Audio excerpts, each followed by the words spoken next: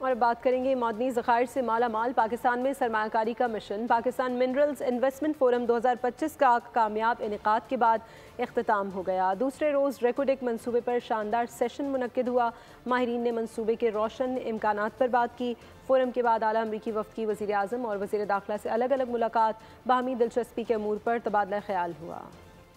معدنی ذخائر سے بھرپور زمین اور سرمایہ کاری کے شاندار امکانات۔ اسلام آباد میں 2 روزہ پاکستان منرلز انویسٹمنٹ فورم 2025 اختتام پذیر ہو گیا۔ فورم کے دوران معدنی وسائل کی تلاش کے لیے پاکستانی کمپنیوں کے چین، برطانیہ، جنوبی افریقہ، روس اور دیگر ملکوں کے کمپنیوں کے ساتھ سمجھوتوں پر دستخط۔ فورم کے بعد وزیر اعظم سے ایرک میئر کی قیادت میں امریکی وفد کی ملاقات میں باہمی دلچسپی کے امور پر تبادلہ خیال کیا گیا۔ وزیر اعظم نے کہا کہ پاکستان کے معدنیات کے شعبے میں وسیع استعداد موجود ہے۔ امریکی کمپنیوں کو سرمایہ کاری کے مواقع سے مستفید ہونا چاہیے۔ وزیر اعظم نے پاکستان اور امریکہ کے تعلقات کی اہمیت کو اجاگر کیا اور صدر ٹرمپ اور ان کی انتظامیہ کے ساتھ مل کر کام کرنے کی خواہش کا اظہار کیا۔ وفاقی وزیر داخلہ محسن نقوی سے بھی امریکی وفد کے سربراہ اور امریکی محکمہ خارجہ کے سینئر عہدیدار ایرک میئر کی ملاقات پاک امریکہ تعلقات سمیت باہمی دلچسپی کے امور اور دو طرفہ تعاون پر تفصیلی تبادلہ خیال کیا گیا۔ ایرک میئر کی جعفر ایکسپریس پر دہشت گردوں کے حملے کی مذمت، جانی نقصان پر اظہار افسوس، متاثرہ خاندانوں سے تعزیت کی۔ فورم کے بعد ڈینش وفد کی بھی وزیر مملکت برائے خزانہ علی پرویز سے ملاقات۔ ڈینش کمپنی نے کامیاب پاکستان منرلز انویسٹمنٹ فورم پر علی پرویز ملک کو مبارکباد دی۔